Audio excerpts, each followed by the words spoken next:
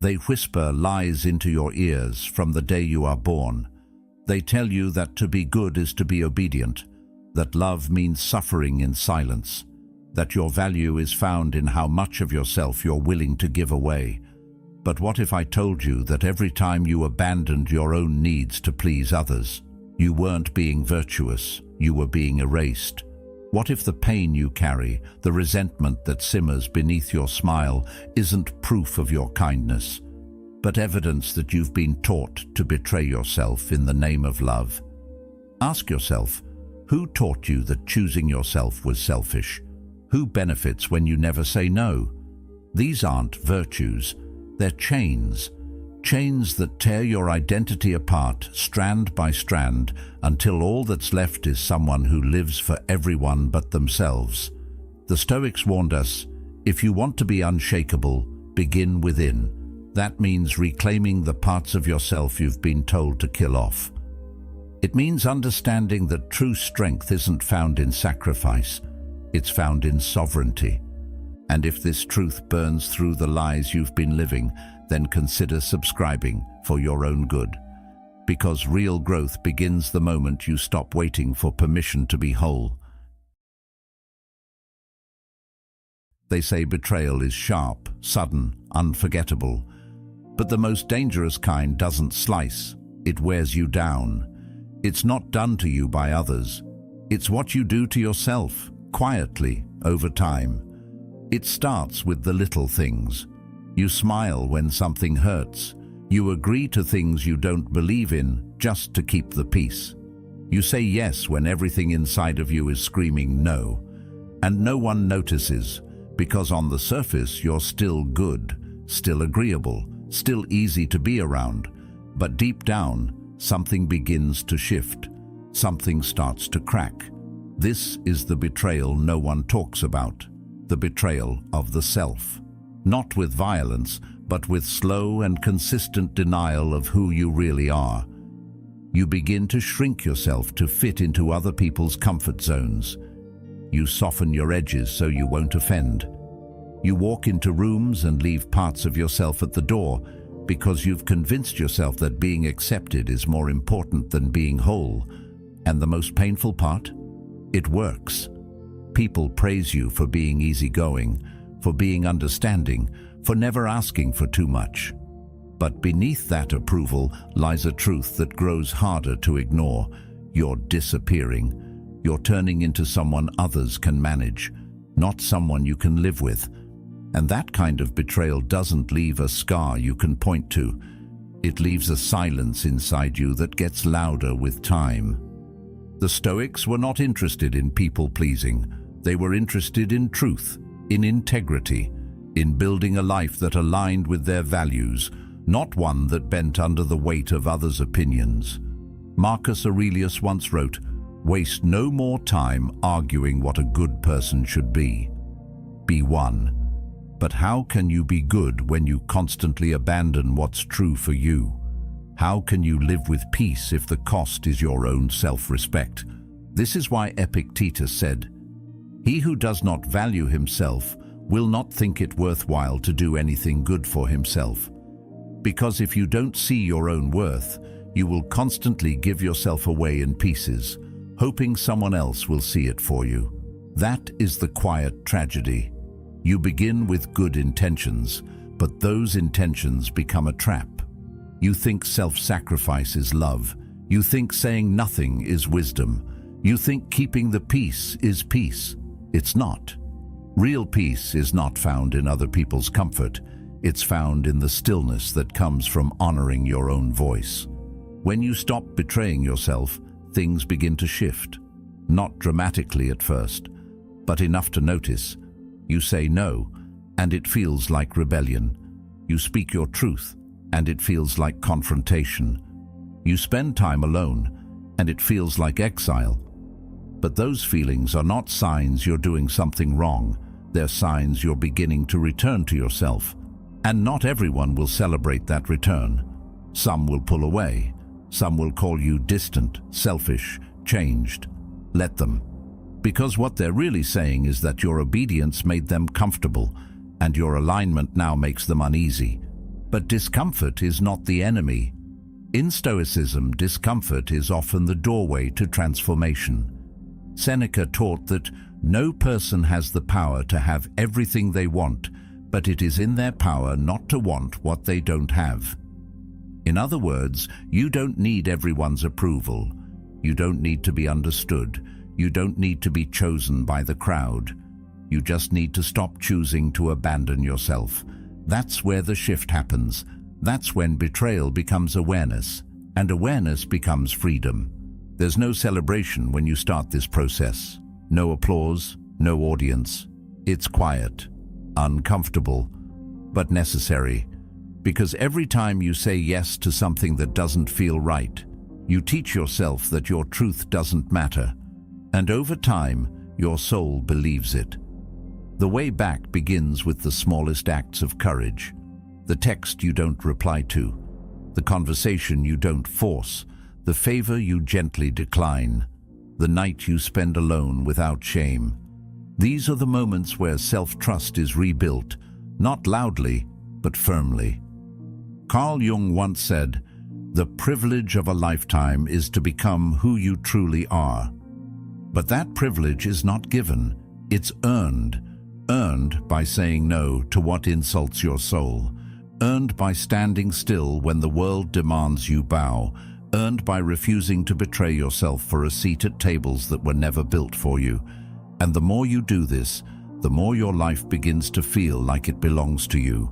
Not borrowed, not adjusted, not filtered, yours. You may lose people. You may lose comfort. But you will gain clarity. You will begin to feel a strength that doesn't shout, but holds. You'll stop waiting for permission to feel peace, because you'll know that peace is not something others give you. It's something you choose when you stop negotiating your value. And the day you choose yourself, not out of defiance, but out of respect, is the day betrayal no longer lives in your body. The day you no longer feel like a stranger in your own life. That's the moment you start to feel whole. Not perfect, not finished, but finally undivided. Because the real tragedy isn't being betrayed by others. It's learning to betray yourself so well, you no longer notice it happening. But the real power, that begins the moment you notice it and choose never to go back. There's a kind of love we learn that feels noble, even poetic. The kind where you give everything, wait patiently, endure without complaint, and call it devotion. But what if that's not love at all? What if that's dependency dressed up in virtue? Most people don't fall in love. They fall into need, into habit, into a quiet agreement that says, "I will abandon myself if you promise not to leave." We call it sacrifice. We call it loyalty. But underneath the surface, it's often just fear. Fear of being alone, of not being needed, of being invisible without someone to orbit. And so we pour ourselves out hoping someone will notice the empty cup and fill it back up. But more often than not, they don't. And when they don't, we don't get angry. We get smaller. We justify. We say, "They're just going through something." Or, "Maybe if I love a little harder, they'll love me back." But love that demands the erosion of who you are is not love, it's survival. Carl Jung once wrote, "The most terrifying thing is to accept oneself completely." And maybe that's the core of it. Maybe we seek others to complete what we haven't accepted in ourselves. We think devotion means dissolving into someone else, but real love doesn't require you to disappear. It requires you to show up fully. The danger of dependency is not just that you lose yourself, it's that you forget you ever had yourself to begin with. You start to believe that your peace lives in their approval, that your worth depends on their presence, that your happiness is only real when it's reflected in their eyes. And slowly, without ever meaning to, you hand over the keys to your inner world. Now they control your joy, your sadness, your sense of belonging. But no one, no matter how loving or well-intentioned, can carry the weight of your soul without breaking it or dropping it.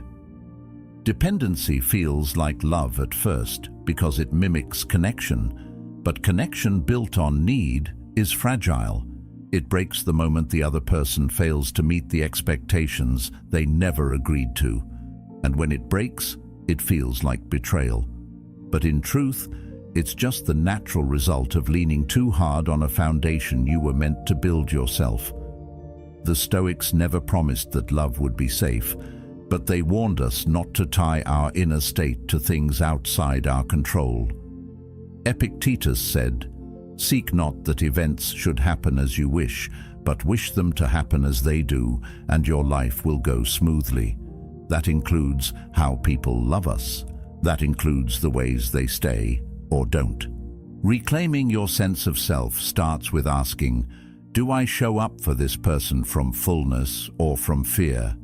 Because if your presence is just a mask for your panic, if your giving is just a strategy to be needed, it's not love, it's self-erasure.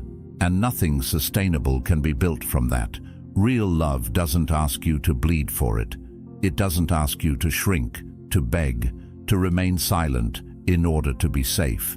It meets you where you stand. It respects boundaries. It honors distance.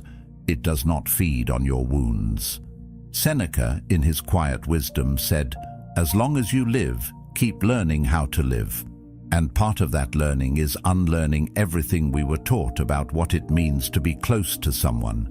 Closeness without clarity leads to enmeshment. And enmeshment is not intimacy, it's confusion. You start confusing their mood with your value, their withdrawal with your failure, their silence with your shame. But none of that belongs to you. You are not responsible for making others whole. You are responsible for remaining whole, even when others can't meet you there. When you love yourself more than anyone else, not with vanity but with presence, you begin to give without losing yourself in the giving. You begin to show up with open hands, not hands that clutch. You start to walk away, not in anger, but in peace, when your needs are no longer being met.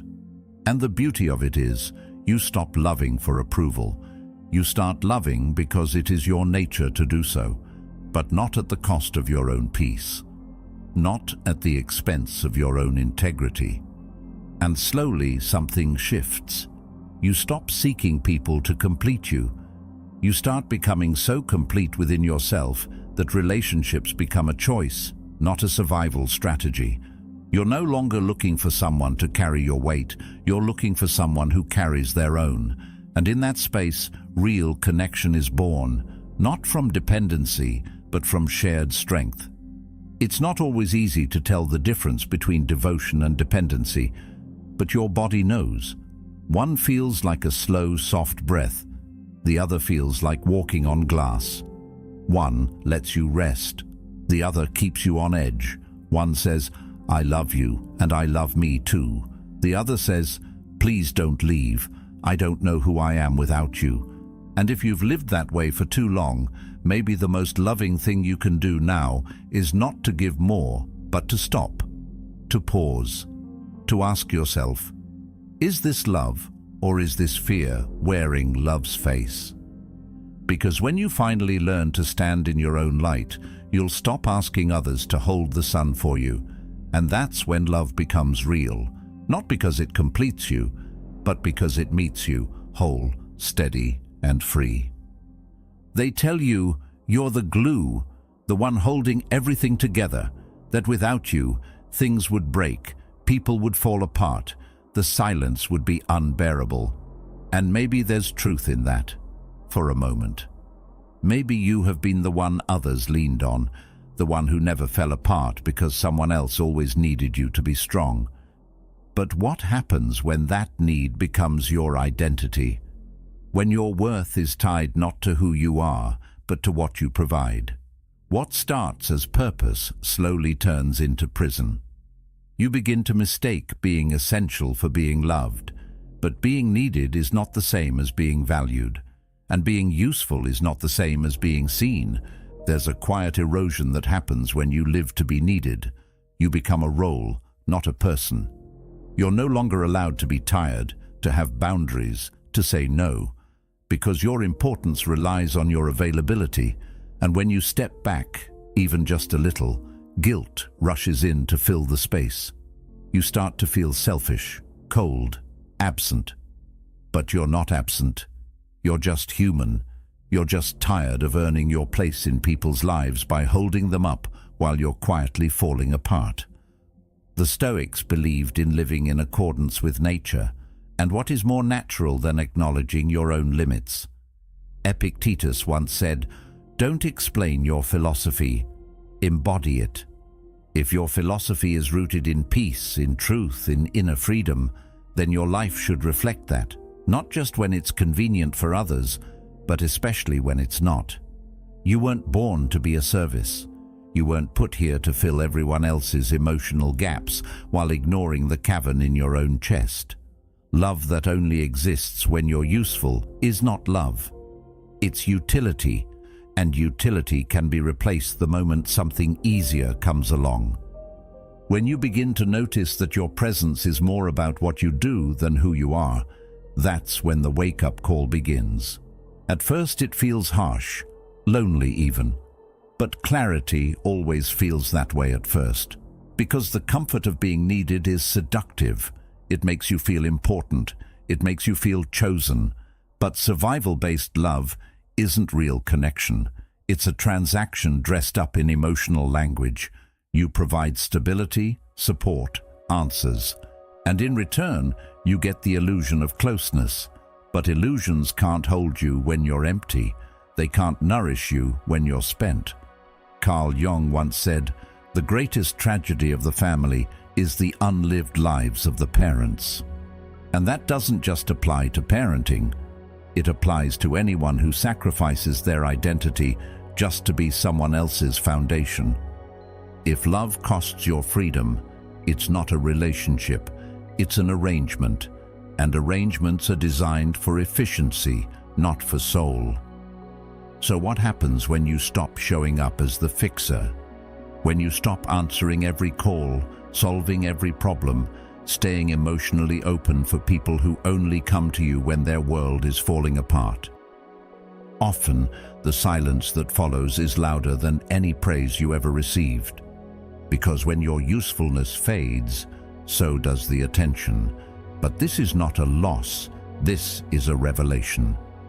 Seneca reminded us that no man is more unhappy than he who never faces adversity, for he is not permitted to prove himself.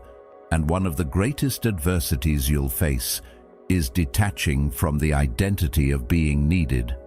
The shift feels like abandonment, but it's actually rebirth. You begin to realize that your worth was never meant to be conditional.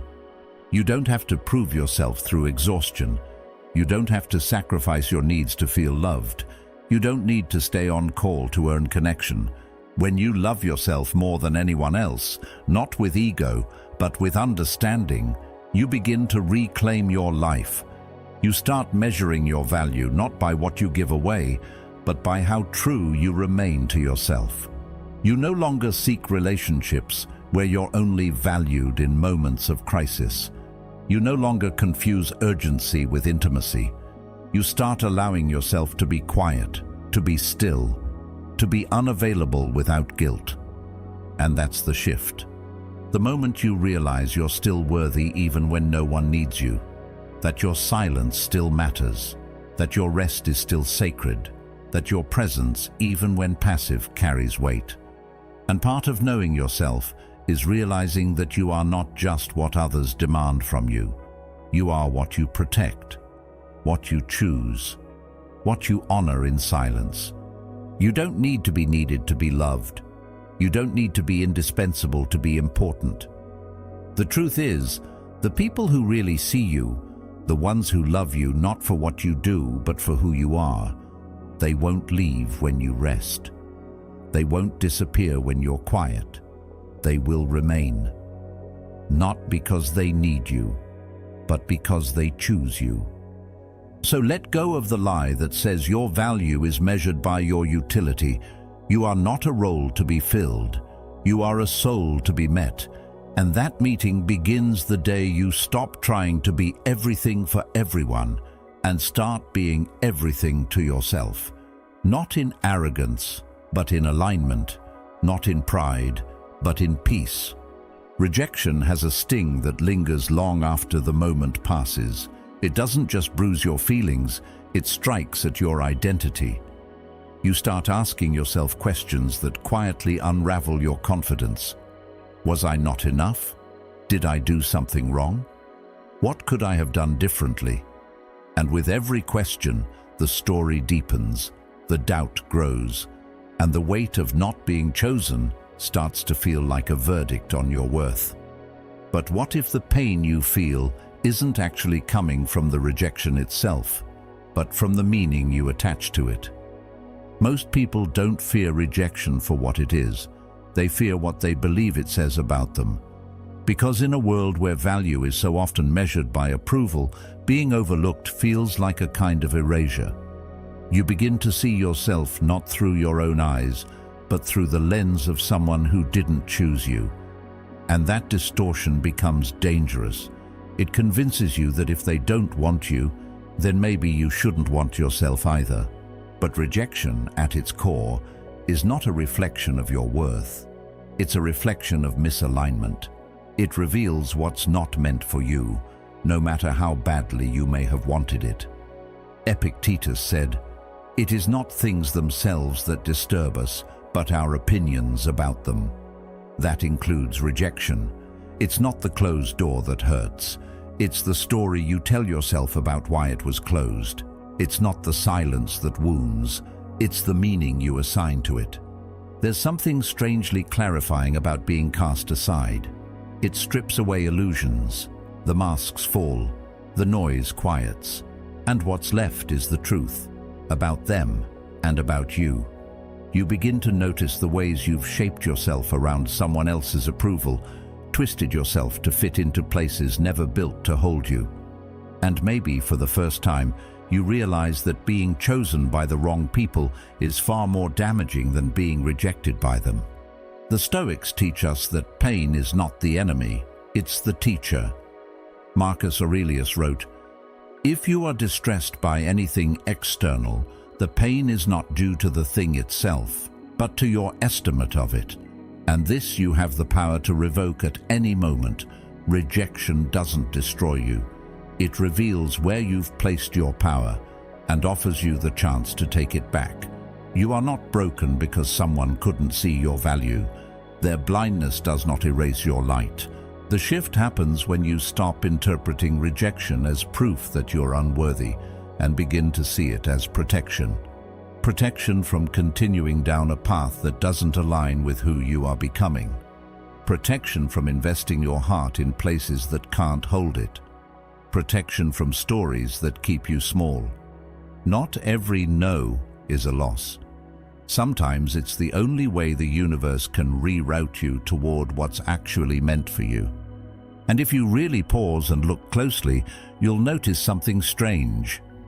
The moments you've grown the most often came after you were rejected. Because rejection forces self-reflection. It strips away the noise and demands that you turn inward, that you ask better questions. Not, why didn't they choose me, but why did I need them to? That is where power is reclaimed. Not through vengeance, not through anger, but through clarity. Seneca wrote, "It is not that we have a short time to live, but that we waste much of it. And nothing wastes more of your life than chasing people who have already shown you they're not ready for the depth you bring." Rejection is the closing of one door, but more than that, it's the gentle nudge toward the door that's been waiting for you all along. It clears the path, it removes the distractions, it silences the noise long enough for you to hear yourself again. So let them walk away. Let the unanswered messages stay unanswered. Let the doors that closed remain shut.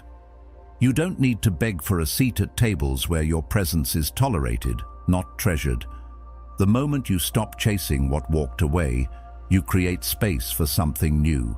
Something that meets you with the same energy you've always been willing to give.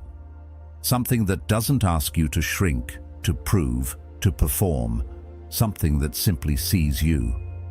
And in that space, where the noise of needing to be chosen quiets, a new kind of power rises. One that isn't dependent on external validation. One that doesn't flinch when faced with silence. One that understands that your value is not up for debate. It is constant, regardless of who recognizes it.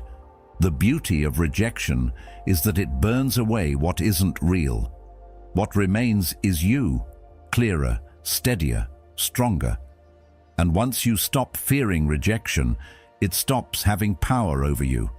You no longer shape your life around staying safe. You start shaping it around staying true.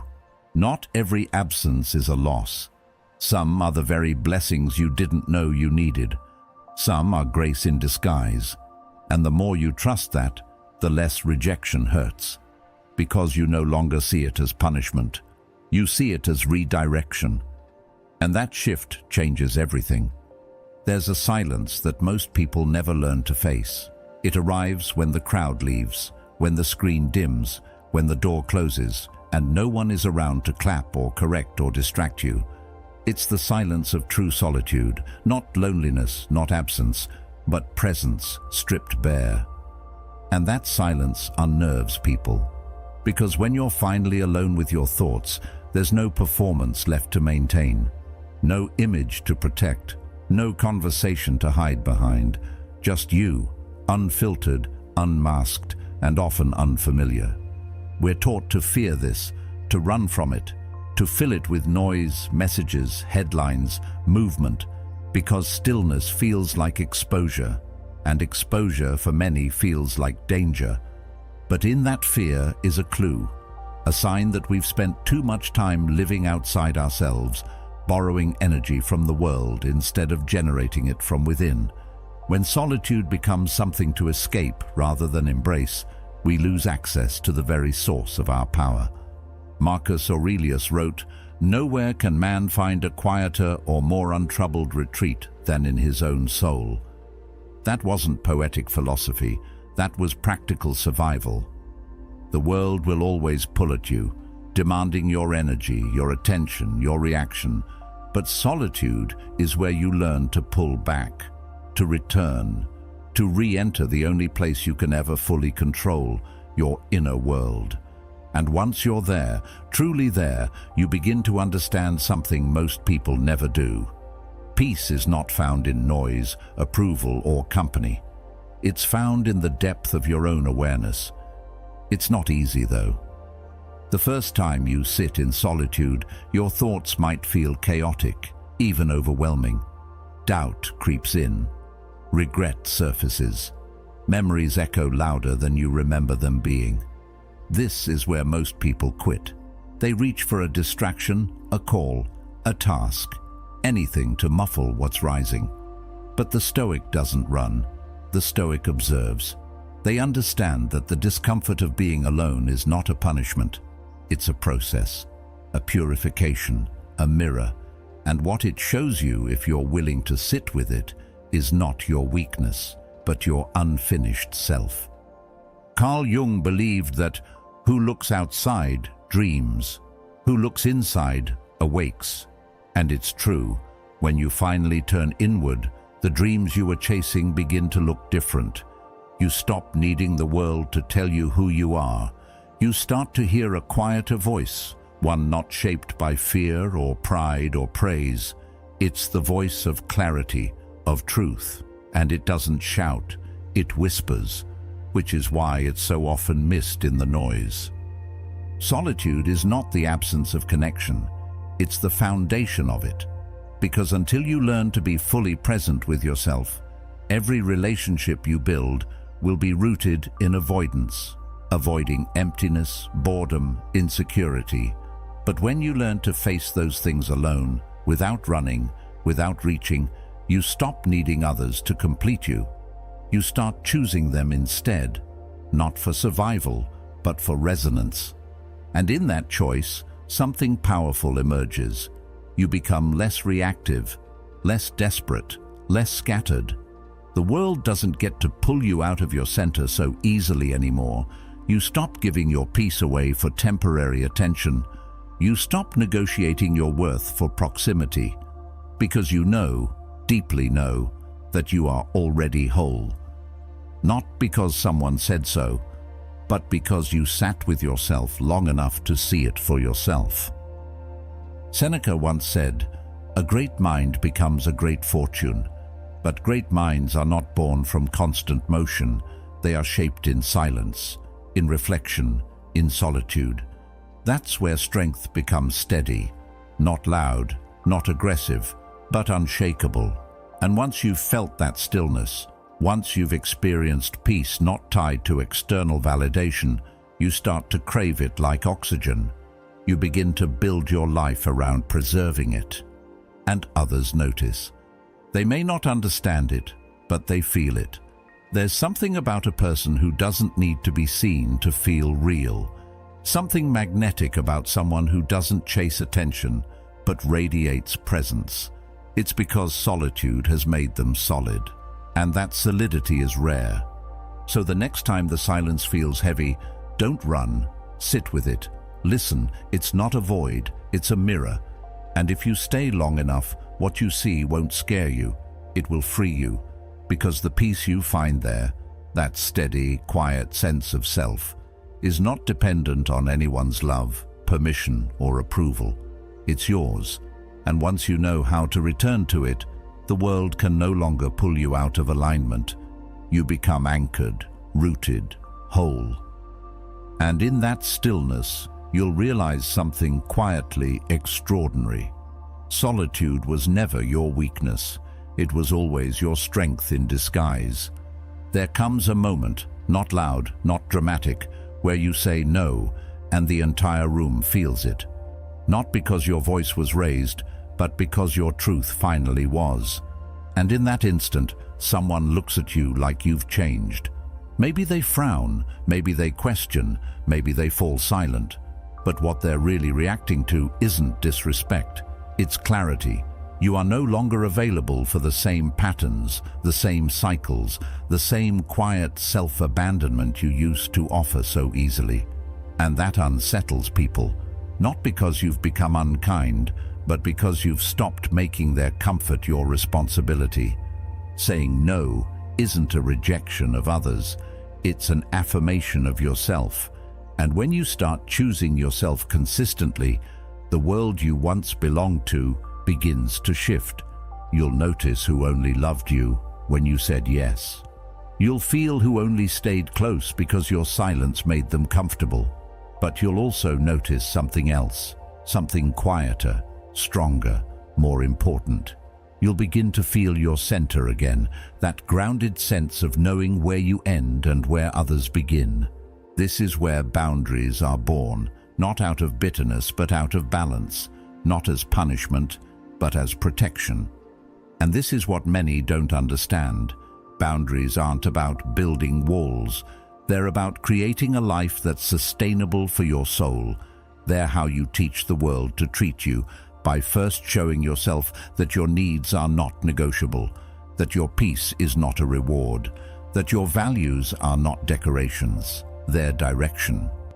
Marcus Aurelius once wrote, "If it is not right, do not do it.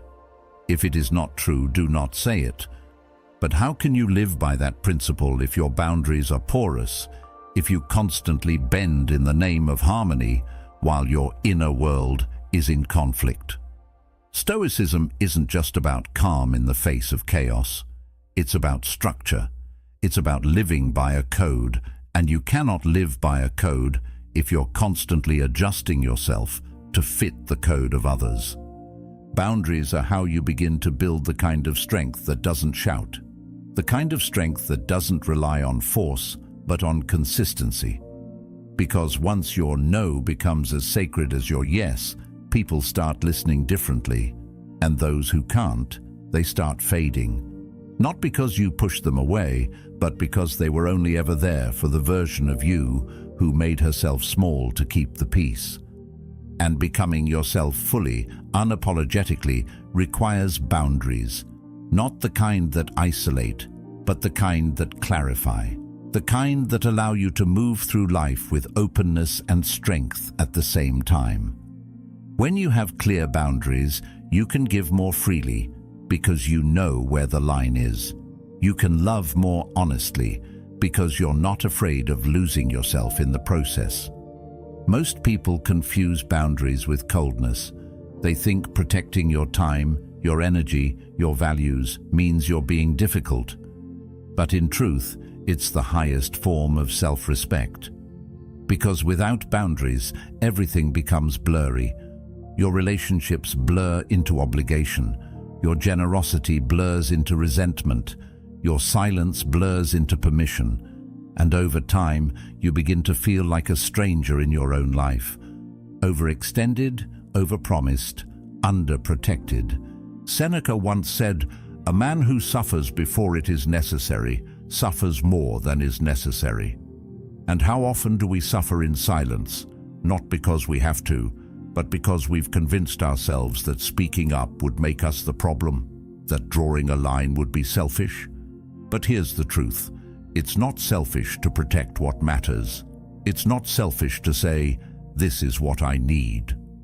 What's selfish is expecting someone to constantly give from an empty cup, to suppress their truth so others don't feel discomfort.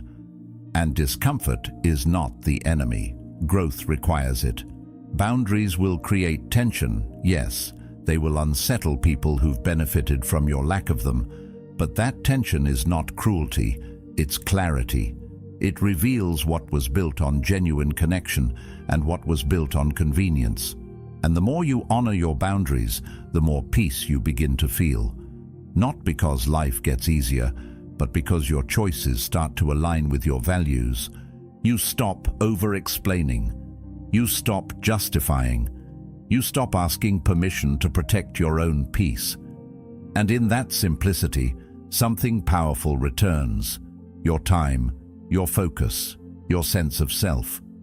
You no longer wake up with a calendar full of things you agreed to out of guilt. You no longer walk into conversations rehearsing how to say things without offending.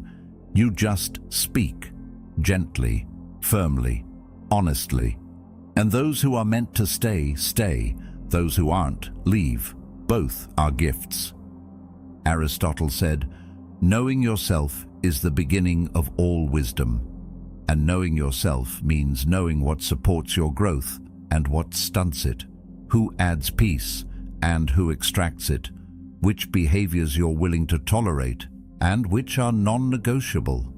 These aren't rules to trap others. They are principles to guide you. So the next time you feel that pull to shrink, to soften, to say yes when every part of you is begging for space, pause. Ask yourself, if I say yes to them, am I saying no to myself? Because your life is not just a reflection of what you accept. It's a reflection of what you refuse to apologize for. And once you stop apologizing for your boundaries, everything begins to shift. You don't just become harder to manipulate, you become easier to trust. You don't just become more honest, you become more peaceful. And the peace that comes from living in alignment is the kind that can't be taken, only chosen. That's what it means to love yourself more than anyone else. Not by closing off, but by drawing lines that allow you to stay open without being emptied. Quiet strength, clear values, boundaries without apology. This is where real freedom begins. You will still feel it all. The sting when someone you trusted walks away. The heavy silence after a disappointment you didn't see coming. The sharp edge of unmet expectations, the ones you built so carefully, only to watch them fall apart. Nothing about learning to love yourself more than anyone else erases emotion. It doesn't make you immune to heartbreak or untouched by grief. What changes isn't what you feel, it's how you carry it. Most people believe strength means being unaffected. They think power means feeling nothing, shutting it down, pretending they've moved on before they've even had a moment to sit with the pain. But suppression is not strength, it's delay, and everything you refuse to face simply waits for you, growing louder the longer it's ignored. Carl Jung said, Until you make the unconscious conscious, it will direct your life and you will call it fate. That's what happens when you don't face your emotions. They end up controlling you from the shadows. Emotional mastery isn't about building walls. It's about creating space. The kind of space where you can feel without losing yourself, where you can observe what rises without immediately reacting, chasing, or collapsing. The Stoics were clear about this. Epictetus taught that we are not disturbed by events, but by our opinions about them, which means it's not the feeling that's the problem. It's how quickly we assign meaning to that feeling, how quickly we turn pain into a story about our inadequacy, how fast we take rejection and wear it as proof of our unworthiness. But when you learn to sit with emotion without grabbing onto it, something changes. You stop being at the mercy of your mood. You no longer swing from high to low based on who texts you, who praises you, who shows up or who doesn't. You begin to steady, you begin to watch, you feel the ache, but it doesn't control your voice. You feel the sadness, but it doesn't dictate your choices. And that's when real power begins, not because you've become cold, but because you've become clear. There's a deep kind of self-love that's not loud or showy. It's the kind that speaks when everything inside wants to scream. The kind that chooses stillness when chaos is knocking. The kind that doesn't betray its own values in the heat of reaction. Marcus Aurelius said, "You have power over your mind, not outside events. Realize this, and you will find strength." And it's in that moment, when the storm rises inside you and you don't flinch, that you realize what strength really looks like. Emotional ownership is what most people mistake for identity. They say, "I am angry," or "I am broken." But you are not your emotion. You are the one experiencing it, the one witnessing it. The moment you confuse the two, you lose your power, because you forget that emotions pass, but your decisions remain. And every time you act from a place of unexamined pain, you build a life around wounds instead of around wisdom. It's not about denying the hurt. It's about learning from it. Let it teach you, not lead you. Let it whisper, not command. You can cry and still be strong. You can feel and still be disciplined. You can care deeply and still walk away when peace costs too much. Emotional mastery isn't rigid, it's responsive. It knows when to pause, it knows when to speak. And most importantly, it knows that nothing is gained by reacting too quickly to a temporary feeling. Emotions are not the adversity. Reacting blindly to them is. The proof of who you are is not in what you feel. It's in what you do with those feelings. Do you let them guide your life, or do you guide them with intention? Do you fall apart every time disappointment knocks, or do you rise again, steadier each time? There's a kind of confidence that doesn't come from success or praise. It comes from surviving your own storms, from not abandoning yourself when things get heavy, from feeling everything fully and still choosing peace. That's what makes you unshakable. Not a lack of feeling, but a lack of surrender to those feelings. And once you taste that kind of strength, you won't trade it for anything. You'll stop explaining your emotions to people who haven't earned your truth. You'll stop waiting for others to validate your sadness or justify your anger. You'll feel deeply and move wisely. You'll be both soft and immovable.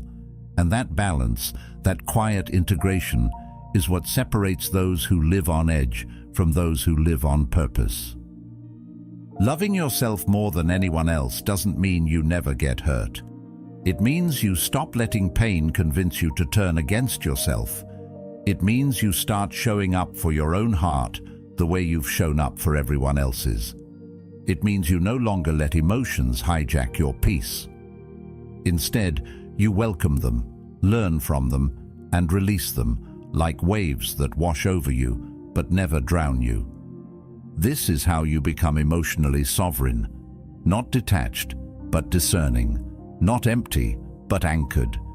You feel everything, but you are owned by nothing, and that is freedom. There's a quiet turning point most people never talk about. It doesn't come with a grand breakthrough or a dramatic speech. It comes in stillness, in a morning where you wake up and realize you no longer care if they reply. In a moment where you don't rush to explain yourself. In the silence between disappointment and reaction, where you feel calm, not because you've stopped caring, but because you finally understand your peace isn't tied to how others treat you. That's when it happens. You stop chasing, you stop begging, you stop molding yourself into someone that fits into someone else's expectations, and instead, for the first time, you begin to become your own source. It's strange at first. The things you once ran after, validation, attention, reassurance, they begin to lose their grip on you, not because they aren't tempting, but because you've tasted something better, inner stillness. You no longer need a crowd to feel real. You no longer need constant reminders that you matter. And it's not because you've become cold or distant, it's because you've started giving to yourself what you used to demand from others. That isn't selfishness, that's healing. Carl Jung once said, "Your vision will become clear only when you can look into your own heart. Who looks outside, dreams. Who looks inside, awakes." That awakening doesn't make you louder, it makes you grounded. You stop rushing to be liked because you're too busy being whole. You stop pleading to be understood by people who are more interested in controlling you than connecting with you. And when someone misunderstands your boundaries, your silence, your growth, you let them, because you know you're not responsible for reshaping your soul just to be digestible. The moment you become the source, the dynamics change. People who once ignored you begin to notice. Those who once tested your worth begin to respect your distance, not because you proved anything, but because you stopped asking them to validate what was already true. When you remove your need to be chosen, you become undeniable. You radiate something they can't quite place, something steady, untouchable. You carry yourself like someone who doesn't need to be needed, and that energy disrupts people who depend on others being insecure to feel important. There's a quiet power in refusing to be shaken, in not lowering your standards for the sake of belonging, in no longer shrinking your values for temporary company. The Stoics knew this well. Marcus Aurelius wrote, "The happiness of your life depends upon the quality of your thoughts. And once your thoughts shift from self-doubt to self-trust, your entire world begins to reflect it. You no longer measure your worth by who stays, who claps, who offers praise. You measure it by how true you remain to yourself. This isn't about isolation. It's about independence. It's about having relationships by choice, not by emotional neediness. When you love yourself more than anyone else, you enter connection from fullness, not from lack. You no longer grip. You no longer grasp. You flow. And ironically, that's when people begin to lean in. Not because you demanded their attention, but because you became the kind of presence that doesn't beg for it. Seneca said, "The man who is content to be alone is never truly alone." Because when you become the source of your own strength, your own clarity, your own peace, you carry companionship within you. You're not dependent on the moods of others to stabilize your identity. You no longer look around the room for permission to exist. You bring your own seat. You carry your own light. That's not arrogance, that's maturity. That's the reward of finally confronting all the parts of yourself you once tried to outsource to the world. It's the reward of loving yourself enough to stop abandoning yourself for temporary comfort. You begin to choose solitude over chaos, depth over attention, integrity over agreement. And when you do that long enough, your presence begins to speak before you ever open your mouth. People notice, they feel it, and suddenly the energy shifts. The ones who once took you for granted begin to wonder what changed. The ones who overlooked you now feel unsettled in your absence, and the ones who never truly saw you begin to realize they never really knew you. But by then, you've already moved on, not out of bitterness, but out of alignment. You've outgrown the need to prove your worth. You've outgrown the habit of waiting to be loved. And when you know yourself deeply, when you finally become your own anchor, the world no longer dictates your value. You do. You set the standard. You decide what you allow, what you invest in, what you walk away from. And that quiet certainty, that's what makes you magnetic. So if you've been waiting for someone to finally see you, choose you, understand you, pause. What if you became the one who sees yourself first? What if the approval you've been chasing has been yours to give all along? What if the love you're seeking from others is simply waiting to be given to yourself? When you stop chasing and start becoming, everything shifts. You don't need the world to give you what you've already found within. You don't demand attention. You command space, not through force, through presence, through peace, through being so full of your own truth that you no longer fit into anything smaller. That is the moment you stop waiting to be enough and simply are. That's what it means to become the source, quiet, powerful, complete, and completely free. You are no longer waiting to be chosen. You are no longer searching to be seen. Because the moment you return to yourself, fully, honestly, and without apology, you became whole. And wholeness doesn't chase, it attracts. So walk forward now, not in need, but in knowing. You are the source, you always were. If this message stirred something inside you, there's more waiting for you. Watch one of the videos now appearing on your screen. And thank you for